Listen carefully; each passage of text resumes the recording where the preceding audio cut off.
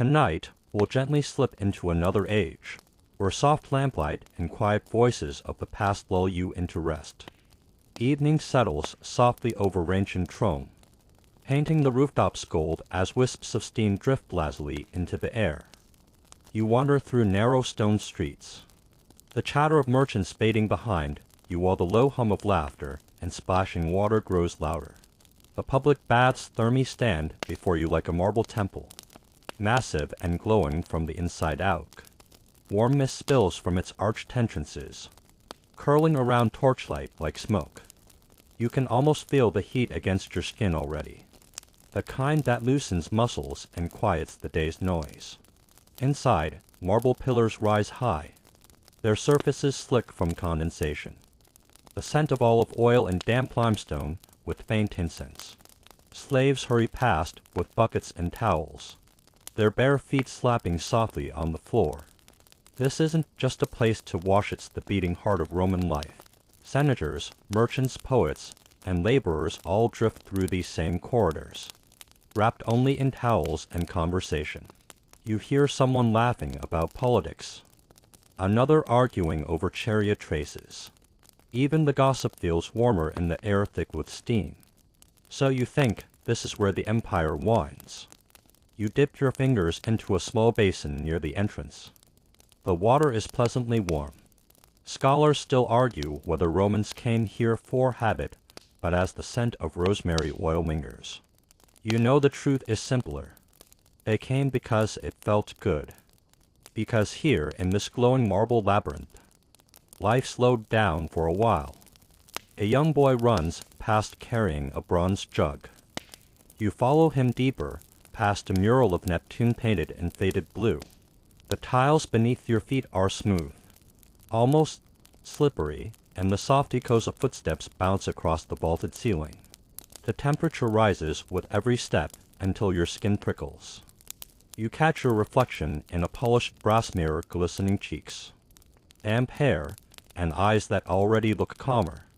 Someone beside you jokes that you probably won't survive the caldari of the hottest chamber unless you've angered the gods recently. You laugh, not entirely sure if they're serious. Romans had a way of turning even sweating into ritual. So, before you get comfortable, take a moment to like the video and subscribe, but only if you genuinely enjoy what I do here. And hey, while you're at it, comment where you're watching from, maybe even your local time. Now, dim the lights, maybe turn on a fan for that soft background hum. And let's ease into tonight's journey together. You step forward again. The doors ahead shimmer faintly from heat, promising more than just warmth. You push them open and walk into the breath of the ancient world. The air hits you like a wave, thick, humid, and heavy with the smell of mineral water. You're standing in the tepid atrium, the warm room where Romans begin their ritual before diving into the hotter baths. The light here is golden, soft, and hazy, filtered through thin sheets of alabaster. You notice drops of water clinging to your arms, your breath turning to mist. A few men sit on stone benches, lazily rubbing scented oil into their skin while chatting about the latest gladiatorial games. The room hums with contentment, that lazy kind of silence filled with small splashes and low voices. A servant passes by with a bronze strigula, curved tool used to scrape off oil and sweat. It looks oddly elegant for something so practical. The Romans didn't use soap like you do. Instead, they covered their bodies with perfumed oil, then scraped it off along with dirt. Scholars still argue whether this was about cleansing or simply vanity. But as you watch a man proudly examining the sheen on his arm, it's safe to assume a little vanity was involved. You move toward a basin where steam coils upward like thin ribbons. The surface ripples, reflecting the painted ceiling, a bub of gods reclining on clouds, their outlines shimmering faintly through centuries of heat. The artist must have known how many eyes would gaze upward here, letting their thoughts float just as lazily. A tall, middle-aged man next to you leans back and sighs, saying something about the Senate's endless debates. You smile politely, not daring to confess you're not from around here or this millennium. His servant pours a stream of warm water over his shoulders. It cascades like silk. For a moment, you think how strange it is that this, of all things, is what the Romans perfected. Not war, not politics, but the art of feeling good. In a corner, a young poet hums softly while tracing patterns in the condensation on the wall. Someone mutters that he's working on a new ode to Venus. Someone else rolls their eyes. You chuckle quietly. It's oddly comforting to realize that even 2,000 years ago, people were still annoyed by poets. As your muscles relax and your thoughts slow, the room begins to feel timeless. The walls could dissolve, the marble could fade, and yet this warmth, this human need to pause, breathe, and be would remain. You close your eyes, the low voices blending into a hum that feels like the heartbeat of Rome itself. For a moment, you forget the world outside entirely. You step through an archway into the caldarium, and it's like walking straight into a cloud. Steam envelops you instantly, so dense you can barely see a few feet ahead. The heat clings to your skin, seeps into your bones, and makes your pulse slow.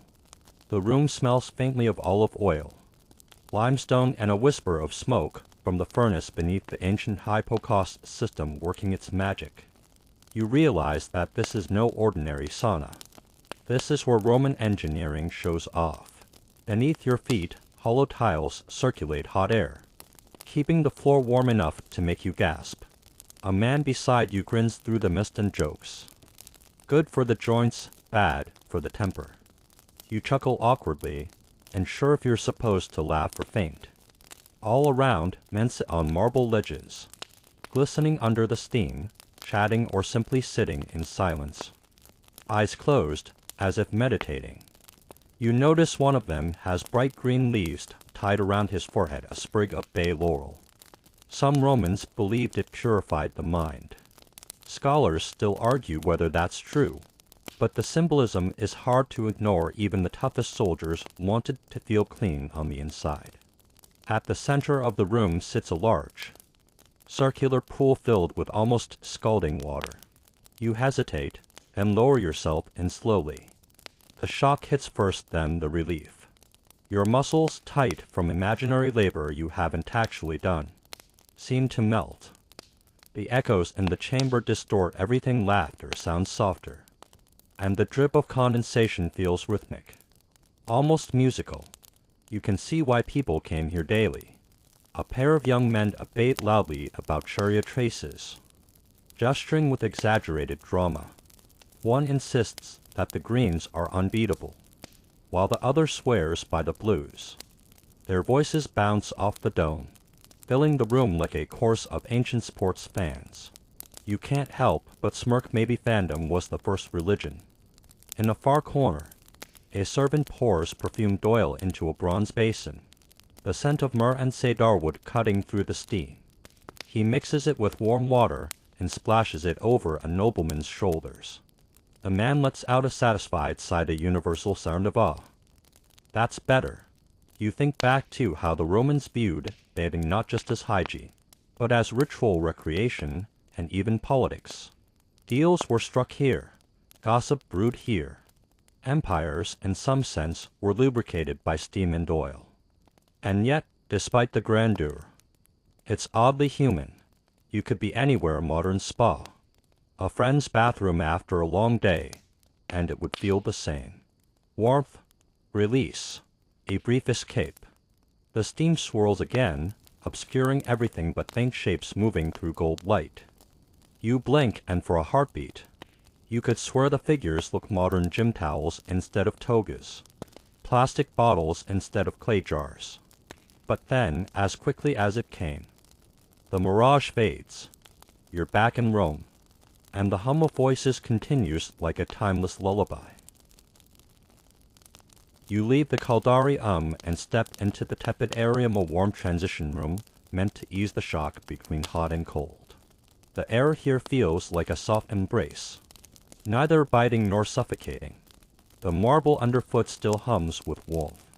and the flickering oil lamps cast amber halos across mosaics of sea creatures, their eyes glinting as if alive. You catch your reflection in the polished, wall-flushed cheeks. Glistening skin, you look like someone halfway between mortal and myth. This is where people linger. Conversations flow more easily here. Voices low and slow. You notice a pair of older men talking in hushed tones about politics, senators, maybe discussing who's fallen out of favor with the emperor this week. Scholars still argue whether the baths were truly a political arena. But one thing's certain, this room heard more secrets than any palace ever did. You sit nearby, pretending not to listen, but their whispers have that rhythm of intrigue, sharp words softened by heat. A servant approaches with a bronze flask of oil and a curved strigula scraper used to clean the skin. You accept it hesitantly. He gestures how to use it. Pour the oil. Let it sit, then scrape it away along with the dirt. It's oddly satisfying. You can't help but think of it as exfoliation's ancient ancestor. The strigil glides over your arm with a faint metallic sound. You wipe the oil with a linen cloth, and for the first time since stepping into this world, you feel renewed. Nearby, a group of young soldiers laugh, comparing scars, slapping each other on the shoulders. One of them dips his hand in a small jar of perfumed resin and rubs it onto his neck. Frankincense, perhaps the luxury scent of the Roman elite. The air grows thick with it, almost sweet. He notices you staring and smirks. Smell like a god, fight like one. You smile back, trying not to inhale too obviously. Your eyes drift toward the mosaic floor again. Neptune rides a seahorse surrounded by dolphins, his trident raised high. It's beautiful but slightly cracked, like everything ancient. A single drop from the ceiling lands right between Neptune's eyes, distorting his face for a heartbeat before vanishing. Somehow, it feels like time breathing. You realize that the baths weren't just about washing off sweat. They were about washing off the day, the bourbons, the politics, the gossip, the grind. Everyone here, from the richest patrician to the poorest merchant, came to feel human again. For a brief moment, you're not a visitor from centuries ahead, you're one of them. A young boy runs through the room, laughing, chased by a tired attendant who's clearly lost count of how many times this has happened. The echo of laughter rings against the domed ceiling, light and pure. You feel it settle somewhere deep, a small reminder that even in the marble and grandeur, joy found its way in. As you stretch your legs and breathe in the lingering steam, the next phase of your ritual awaits, the plunge into cold water. And suddenly, you're not sure whether you're ready for that. You step cautiously toward the frigid Arium, the final test of courage in your Roman bathing odyssey. The marble floor, still damp from countless wet feet, feels cooler now, sending a faint shiver through your body. A soft mist hangs above the pool, and the water so perfectly still reflects the vaulted ceiling like a polished mirror. You hesitate at the edge, your reflection staring back with that same doubt painted across your face. A gust of cooler air brushes your skin, and before you can second-guess it, you slide 1 foot into the water. The chill bites instantly, racing up your leg like a shockwave. You gasp, drawing the attention of a few nearby bathers who chuckle quietly. One gestures encouragingly, saying something that sounds like "just breathe" in Latin. You take his advice, lower yourself completely, and the cold wraps around you like stone. For a brief moment, your thoughts vanish. The heat, the chatter, the hum of the city, all replaced by silence and stillness. Your heart beats hard against your ribs, then slows, finding rhythm again. You open your eyes underwater and see the mosaic floor beneath you, swirling patterns of blue and white tiles, small fish designs swimming eternally in circles. You rise, water streaming off your skin, cousins forming instantly. A servant tosses you a piece of linen, and you wrap it around your waist, stepping out onto the marble ledge. The contrast between warmth and cold leaves your mind oddly clear. That was the whole point, perhaps, to feel reborn. Romans swore by this balance of extremes: heat to open, cold to close, purging both body and spirit. As you dry off, you notice a few men seated near the edge of the pool, whispering in low voices. They're discussing philosophy, stoicism. Perhaps. One of them quotes Marcus Aurelius. His words, soft yet weighty: you have power over your mind. Not outside events. Realize this, and you will find strength. You smile faintly. Centuries later, people still repeat those same words in self-help books and podcasts. Some wisdom never really goes out of style. Across the room, an older woman sits beside a basket of herbs. She dips a sprig of mint into a cup of water and drinks slowly, eyes closed. Scholars still argue whether women and men bathe together in public baths. Some say it was separated by time or section. Others claim modesty rules relaxed depending on the emperor's whims. But here, in this imagined moment, you see everyone together, united by warmth, water, and a shared sense of relief. You walk toward the open archway where sunlight spills in again, bathing the room in gold. Outside, the faint murmur of the marketplace seeps in vendors shouting. Carts rolling, life continuing as usual. Yet somehow, everything feels lighter now. The dust, the sweat, the worries, they've been minced away by marble and ritual. As you stand there, drying beneath the Roman sun, you think this wasn't just hygiene. This was humanity distilled into ritual heat. Talk, laughter, and silence, all flowing together like the waters of the frigid Arian. You exhale slowly, the air cool and clean, and for a fleeting moment, you feel like time has stopped. You make your way toward the dressing hall, the apod white areum, where a soft hum of chatter fills the space. Rows of wooden cubbies line the walls, each filled with tunics, sandals, and the faint scent of olive oil and clean linen. Attendants move briskly, returning garments, polishing jewelry, and pretending not to eavesdrop on the endless parade of gossip and half-truths floating through the room.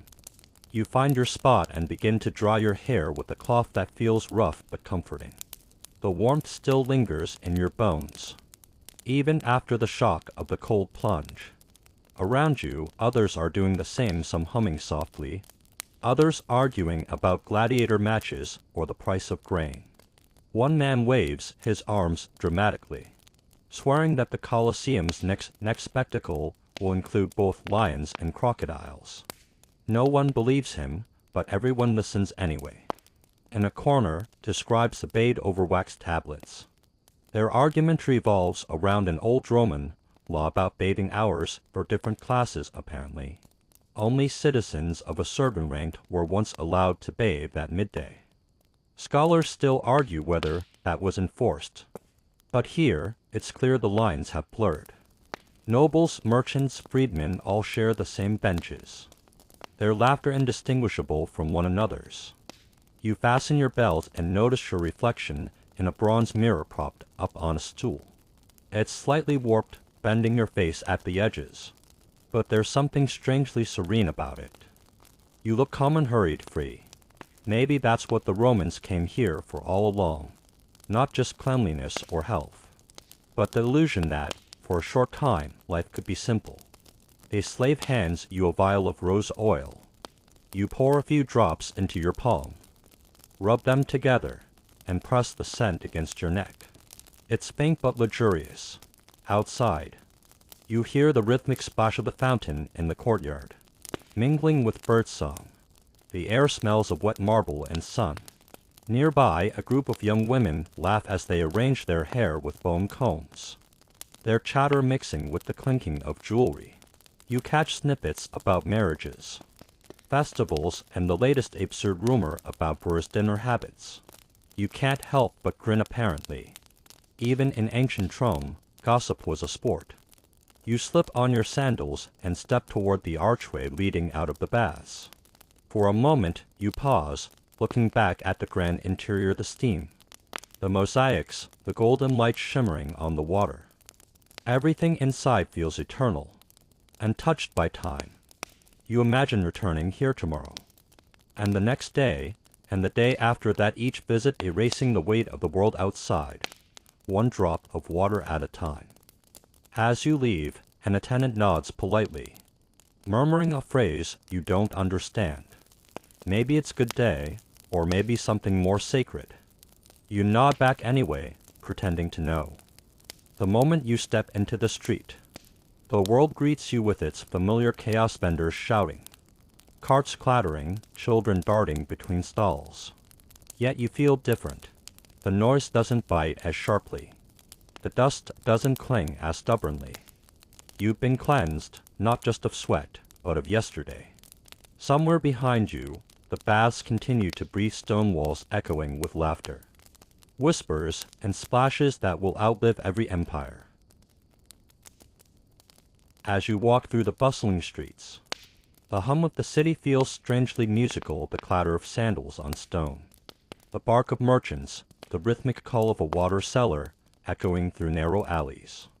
You realize that for the Romans, this was more than noise. It was proof of life, of progress, of an empire that never stopped moving.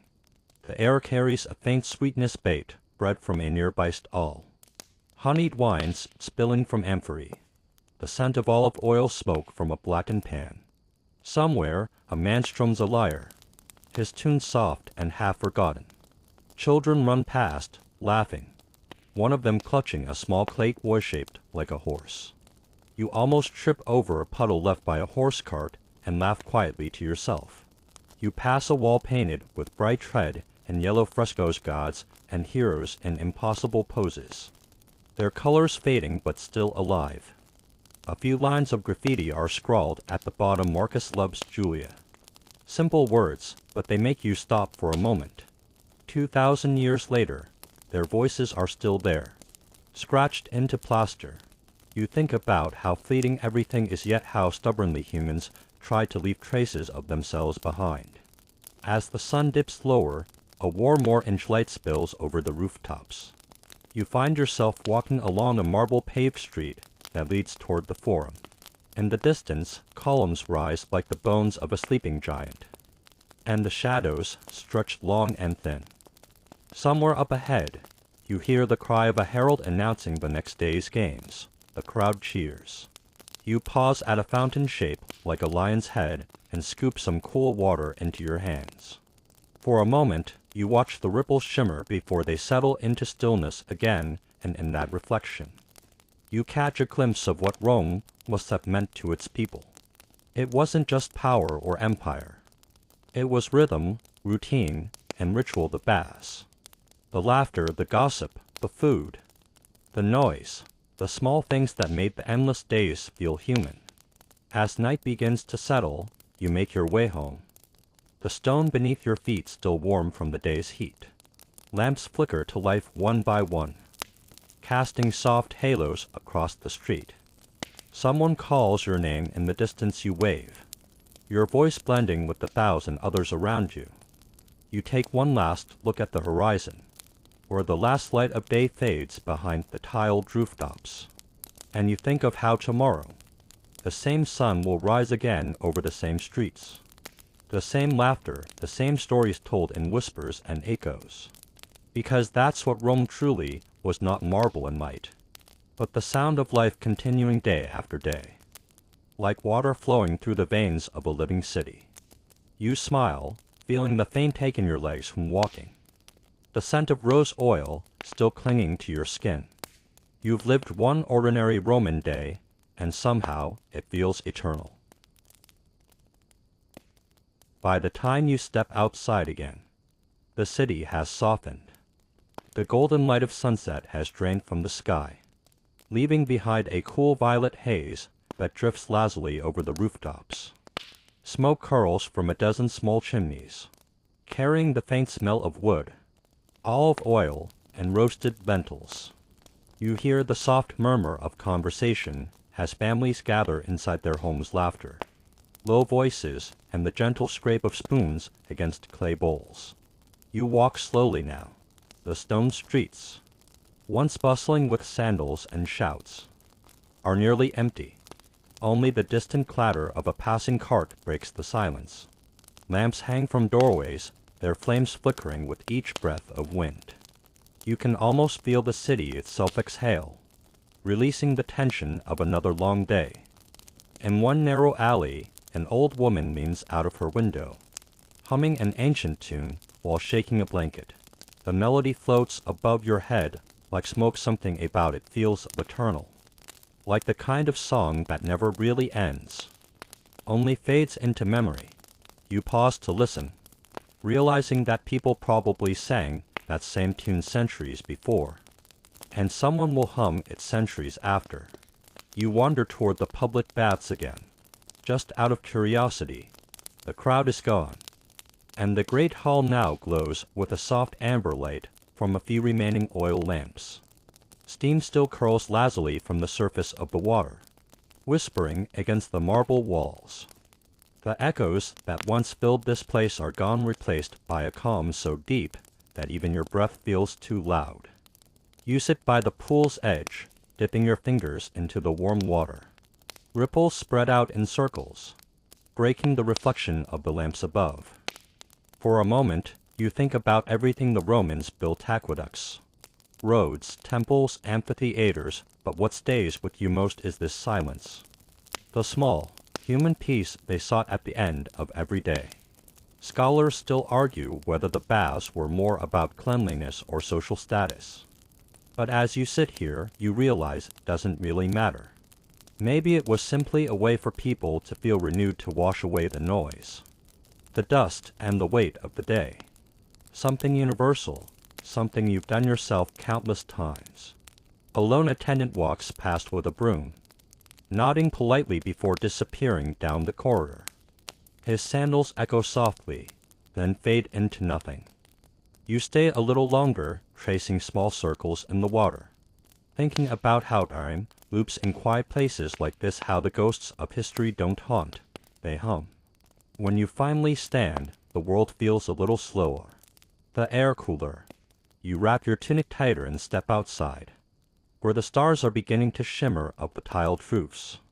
They look the same as they do now, ancient light, unchanged and different. The moon glows pale and distant, casting long silver shadows over the city's walls. And as you walk back through those sleeping streets, you realize something beautiful, that for all their grandeur, the Romans were just like you, tired after long days, hungry, curious, restless, searching for something to calm the noise. You linger near the city's edge, where the hum of Rome fades into a soft rhythm, the sound of distant water trickling through aqueducts, the steady crackle of torches, and the sighing of the wind through marble arches. You find a stone bench and sit, letting your mind drift with the quiet. The scent of warm stone and damp earth hangs in the air, almost hypnotic. It's strange, isn't it? The thought that this empire, so loud in its ambition, so proud in its noise, ends its days like this in soft murmurs, gentle shadows, and the faint hiss of steam escaping the baths. You can almost imagine the ghosts of senators and merchants still drifting past you, wrapped in towels, discussing politics or the best olive oil in the market. Somewhere nearby, the night watch makes their slow rounds. You hear the dull thud of their sandals, a faint jingle of iron keys. One of them calls out, "All is well," and for now, it truly feels that way. The stars above stretch endlessly, their light trembling in the bath's reflection like rippling silver coins. You remember how, earlier in the day, the crowd laughed and argued in the warm water. But now it feels like those voices belong to another time, one you can barely reach. Maybe that's what history really is, a long bath where the voices of the past still echo, even when everyone has gone home. Scholars still argue whether the baths were the soul of Roman social life or simply a luxury for the rich. But sitting here, you suspect it was both. People came to wash away, more than sweat, they came to rinse off the day's loneliness. To hear laughter echo in marble halls. To feel human again. And isn't that what everyone wants, no matter the century? A gust of wind brushes against your face, carrying the faint smell of lavender oil and burning wood.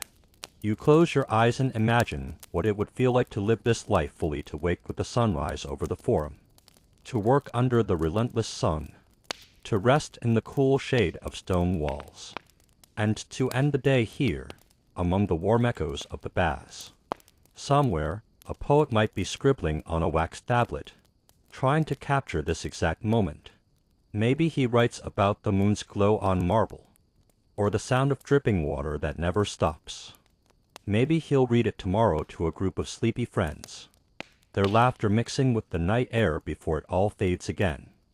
You tilt your head back, watching the constellations shimmer, the same ones ancient sailors used to guide their ships, the same stars under which emperors plotted wars and children whispered secrets. For a second, it feels like the sky hasn't moved at all, only time has. You stand again, brushing marble dust from your hands. Behind you, the bathhouse breathes warm, alive, eternal. Ahead, the road glows faintly in the moonlight, leading into darkness and quiet dreams. You take one last look back and smile softly. Maybe the Romans didn't just build an empire of stone. Maybe they built one of moments like this, the kind that live quietly in memory, waiting for someone like you to wander in again. You wander deeper into the complex, guided by faint torchlight flickering on gold-trimmed mosaics. The air grows warmer, thicker with steam that smells faintly of herbs and oil. Somewhere ahead, the hidden chamber waits, one not meant for common citizens or traveling traders. Only whispers tell of it, the emperor's private bath. You push through a narrow archway, and there it is, silent, grand, and utterly still. The pool reflects the torch flames like liquid amber, and the marble walls gleam as though freshly polished. Every corner of this room hums with quiet power, like time itself slows out of respect. You step closer, careful not to make a sound. Imagine it, the emperor himself reclining in the water, surrounded by perfumed mist. Attendants stand nearby, silent as statues, waiting for the smallest nod. The steam softens every wrinkle of his brow, the same one furrowed by battles, betrayals, and endless debates in the Senate. But here, none of that exists. Here, the mightiest man in the world closes his eyes and simply breathes. You can almost hear the faint splash as he moves, the ring of gold bracelets slipping down his arm, the rustle of linen when an attendant kneels to refill a basin. Outside, the empire stretches across continents. Inside, it's just a man and the warmth of the water. Scholars still argue whether Roman emperors truly relaxed in private or always performed their roles. Even here, some claim they never let their guards down, others believe these were their only moments of peace. Maybe both are true. Maybe power is something you wear like armor, and even when you remove it, the weight remains in your bones. You trace a finger along a mosaic showing Neptune rising from the waves, his trident shimmering in blue stone. Beneath it, you notice something subtle, a small crack running through the tiles, where water seeps slowly into the floor. Even here, perfection breaks, a mighty still decay. A curious thought hits you: how many emperors stood in this exact room, thinking the same thing? How many believe their rule eternal, only for their names to fade like steam on marble? And yet, here you are, 2,000 years later, thinking about them as if they never left. Maybe that's their real immortality. The torch beside you sputters, throwing light across the golden ceiling. The shapes dance laurel wreaths, doves, and swirling vines. It feels like the entire room is alive, breathing with the rhythm of water drops falling into the pool. You take a deep breath, the heat filling your lungs, and for a second you understand. It wasn't just cleanliness. It wasn't even luxury. For the Romans, bathing was the closest they could get to rebirth. Every soak was a small reset, a chance to step out of the chaos of the world and feel new again. You sit by the edge and let your hands skim the surface of the water. The ripples spread outward, glinting in the dim light, distorting your reflection. You can't help but smile for all their power, all their grandeur. The Romans built this not to show strength, but to feel human. You stand and turn toward the exit. Behind you, the last torch flickers out.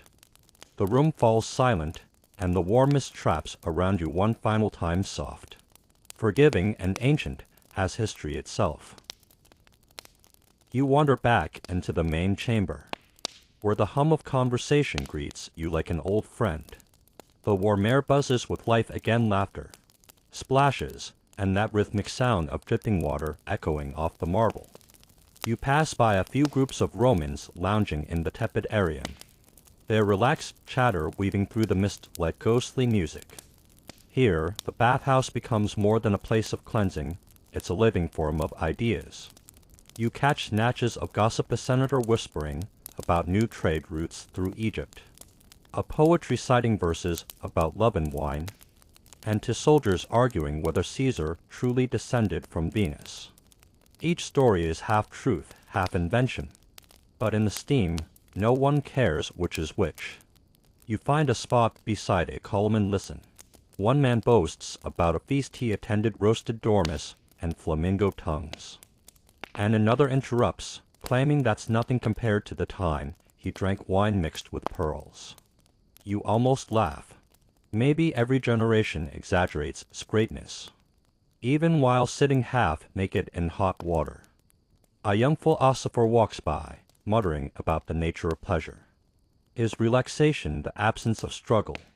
He muses, or the reward for surviving it. His friend rolls his eyes and tosses a sponge at him. The splash breaks the tension, and everyone chuckles. Scholars still argue whether bathhouses encouraged deep intellectual debate or just noisy small talk. Some believe these walls hosted the beginnings of political revolts. Others think they were just the Roman equivalent of social media, crowded, loud, and full of opinions nobody asked for. Either way, they were alive with humanity.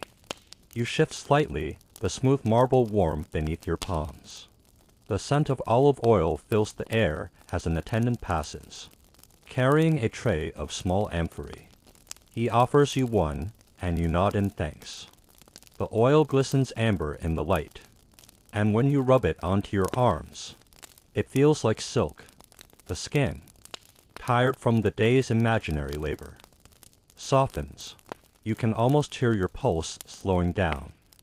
Across the room, to old men share a story, one about a mysterious senator who vanished after offending the wrong noble. He was last seen here, the elder whispers, right there in the caldarium.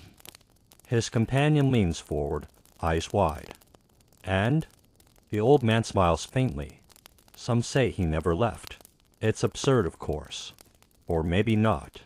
In this fog of warmth and laughter, truth feels flexible.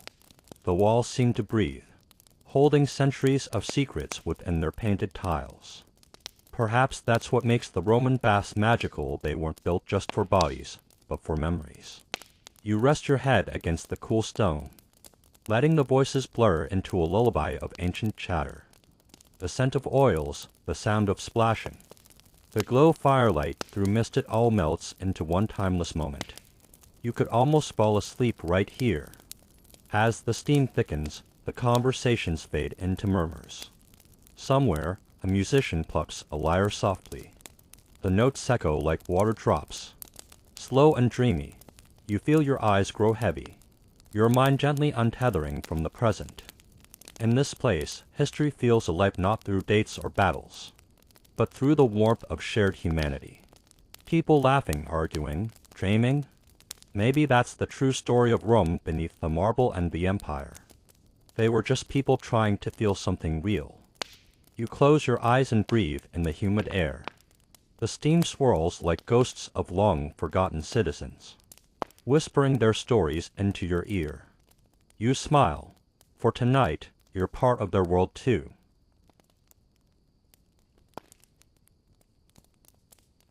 You step away from the steam and make your way toward the frigid atrium, the cold room. The moment you push aside the curtain, a rush of cool air kisses your skin, shocking yet oddly refreshing after the heavy warmth of the bathhouse. The marble underfoot feels like ice, and your body trembles slightly. The temperature shift, jolting you fully awake or perhaps deeper into this dream of ancient Rome. The pool before you glows faintly blue beneath torchlight, rippling like polished glass. Romans believed the cold plunge sealed the benefits of bathing tight in the pores. Strength and the spirit. You crouch at the edge, hesitate for a heartbeat, then slip in. The chill hits like a whisper from the gods. Sharp but invigorating. Your breath catches, then steadies. You float for a moment, weightless, feeling both alive and suspended in time. Around you, others laugh at the cold, some daring friends to dive deeper. One young man surfaces with a gasp, hair slicked back like a marble statue come to life. Another boasts that he once swam in the Tiber in winter story. No one seems to believe. You rest your arms on the pool's rim, listening to the echoes of water against stone. The walls here are simpler, less ornate than the warmer rooms, as if humility lies in the cold. Still, faint mosaics shimmer beneath the ripples. Dolphins, shells, sea gods chasing nymphs. Maybe the Romans wanted even their shivers to feel divine. Scholars still argue whether the frigidarium had deeper symbolic meaning, perhaps a reminder of mortality, or purification after indulgence. But to you, it feels like clarity itself. The steam and chatter of the previous rooms fade from your mind, replaced by crisp silence, the kind that makes you aware of your own heartbeat, your own breath. A servant walks by with towels of woven linen, and as you dry off, your skin tingles pleasantly. You move toward a corner where sunlight spills in from a high vent, the morning sky pale and calm. It's easy to forget that this daily ritual, this rhythm of hot, cold, and rest was as essential to Roman life as bread and wine. Bathing wasn't vanity, it was connection to self, to society, to the idea of civilization itself. As you dress again, the sounds of the city start to seep back in the distant neigh of horses, the cries of merchants, the rumble of wooden carts on stone. You realize how peaceful the baths truly were compared to the noise outside. They were Rome's heartbeats low down, its chaos paused in the name of simple pleasure. You glance back one last time. Steam curls lazily from the doorway, catching the morning light like threads of gold. The air smells faintly of oil, lavender, and ancient echoes. You imagine that somewhere, 2 centuries from now, another person will step into a bathhouse just like this, different name, different empire, same human need for warmth and rest. You stretch, shoulders loose, breath steady. You feel cleaner, yes, but not just in body and mind. The Romans would have called it odium, a kind of peaceful leisure that restores the soul. And in this moment, you get it. You don't just understand history, you're living it, one breath at a time. The water ripples one last time as you step away. Behind you, the laughter continues, the voices blending into the low hum of eternity. You can almost hear the empire's pulse, steady, strong, and beautifully human. You wander toward the Laconicum, the dry sweating room, but before you can step inside, a group of Romans wave you over to a corner where conversation flows like wine. You join them, half out of curiosity, half out of the strange magnetism that fills this place. Everyone here seems halfway between relaxation and philosophy amidst of half-naked senators, old soldiers with scarred shoulders, and young poets who talk too much for their own good. One man gestures dramatically with his hand, oil still glistening on his skin. You see, he insists, the baths are what keep Rome alive. We sweat together, we cleanse together even our thoughts. Another laughs, teasing, so that explains why your thoughts smell like sulfur. The group erupts in soft laughter, the kind that floats easily through the steam. You can't help but notice how the Roman bathhouse was never just a place to wash, it was a stage. Deals were made here, friendships born, secrets exchanged. There were no walls between classes in this space. Rich or poor, everyone soaked in the same heat. Scholars still argue whether that equality was real or only surface deep, but for now, it feels genuine. You sit on a low marble bench, towel wrapped around you, and listen. The poet beside you recites a verse about the gods envying mortals for their senses were only men. He says softly, "Know how precious warmth feels when it's cold outside." His words hang in the air, poetic yet simple, like the soft mist around the torches. A young servant passes by carrying a silver bowl of perfumed oil. Its scent a mix of myrrh and rose. One of the older men nods for a bit to be poured onto his hands. He massages it into his arms with practiced ease. "The Greeks gave us philosophy," he mutters, "but the bad is those we made our own." You file that thought away, half smiling. Nearby, a heated discussion flares politics. Some men argue over the emperor's latest decree, their words sharp but never cruel. A boy, maybe 12, sits listening with wide eyes, clearly learning more here than in any classroom. You realize this place is more than luxury, it's education, community, and even theater all at once. Someone offers you a small clay cup of watered wine. You take it, sip slowly, and feel the contrast of cool liquid against your warm lips. The air buzzes with chatter, the sound layered like birdsong voices, laughter dripping water, and the distant hiss of steam. You glance upward. Through the open dome, a sliver of blue sky peers down. Dust motes shimmer in the beam of sunlight that cuts through the room, touching the steam like a spotlight. You can almost imagine the gods leaning down, curious about this mortal ritual, this shared moment of heat, breath, and humanness. An old man nearby coughs and grins. "You're new," he says. You nod. He chuckles, "Don't worry, you'll get used to it. The baths are Rome's sect and religion only here. The gods are your neighbors." You both laugh quietly, the sound merging into the heartbeat of the room. You linger a bit longer, letting the warmth seep into your bones again. You feel light, clean, and oddly content, part of a civilization that somehow found peace in steaming conversation. The historian in you notes how advanced this system was under flower heating, engineered water flow, even changing temperatures for health benefits. But the dreamer in you is just a fear, soaking it all in. Finally, you stand.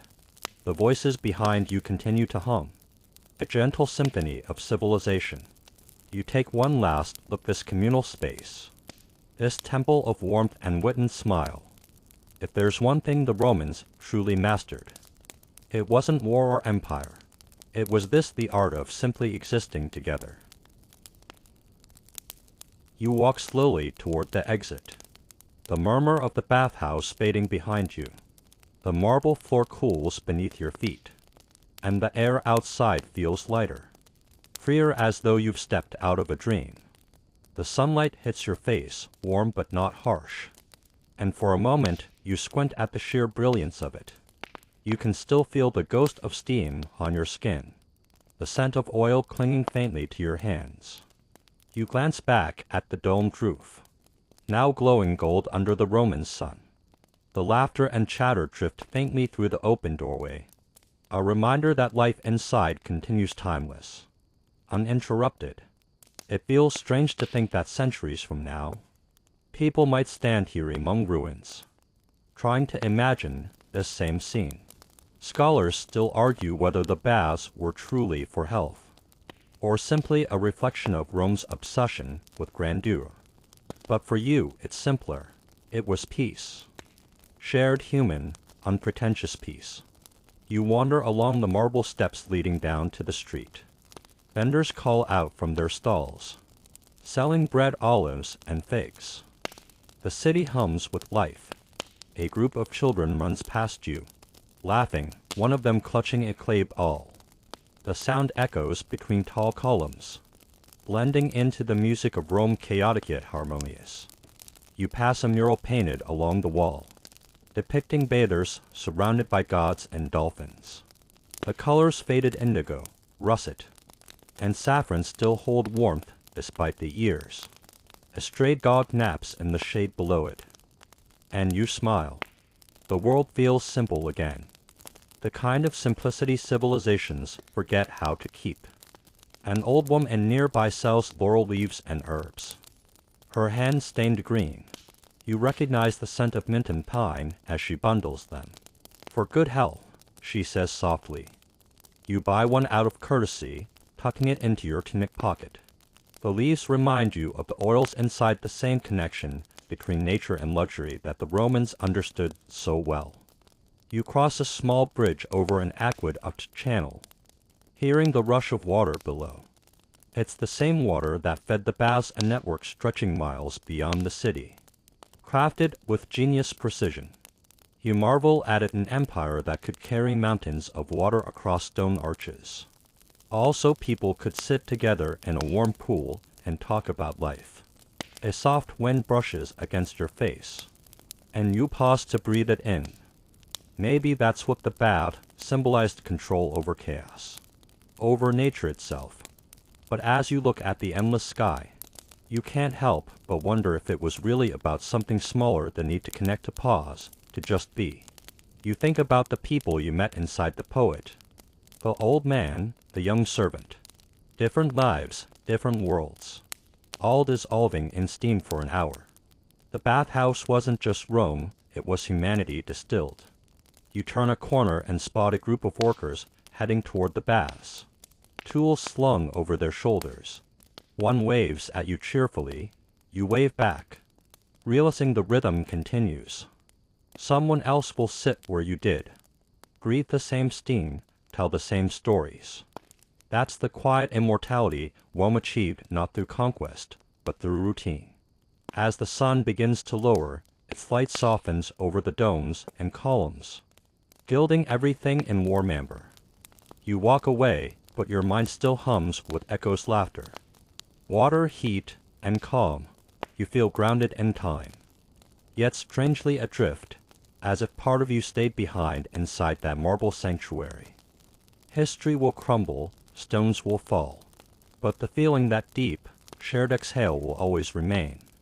And tonight, as you drift into sleep, you'll carry that with you: the warmth, the stillness, and the reminder that even in the grandest empires, peace was found not on battlefields, but in the simple act of washing away the day. Centuries pass. The bathhouse stands no more. The marble that once gleamed with oil and laughter now lies buried beneath layers of earth and time. The mosaics that told stories of dolphins and gods have faded into fragments. Grass grows over what was once the tepid atrium floor, and the air that once steamed with conversation now hums quietly with crickets and wine. But if you listen closely, very closely, you might still hear it. A faint trickle of water, a whisper of voices, the echo of sandals on marble, the sigh of someone sinking into warm water after a long day. History, it seems, never truly disappears. It lingers in the smallest places, waiting for someone to pause and remember. An archaeologist brushes away dust with trembling hands. A piece of painted tile emerges deep blue, with a gold swirl at the corner. She holds it gently, eyes widening. To her, this isn't just a fragment. It's a memory resurrected. Somewhere in her mind, she can almost see the people, the steam, the flicker of lamps. The bathhouse breathes again for just a moment. The artifact finds its way to a museum. Visitors pass by it, reading the small plaque fragment of mosaic. Roman bathhouse, 2nd century CE. Most don't linger, but a few stop longer.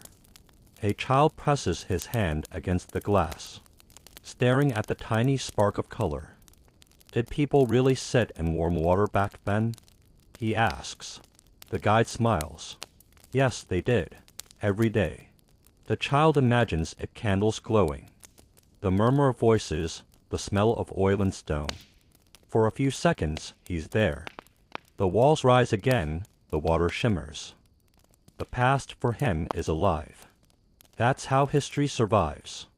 Not in books or ruins alone, but in small moments of wonder. Every curious gaze, every heartbeat that lingers on a forgotten story, that's resurrection. Maybe that's what all this has been about, not the baths themselves. Not even Rome's glory, but the simple act of remembering.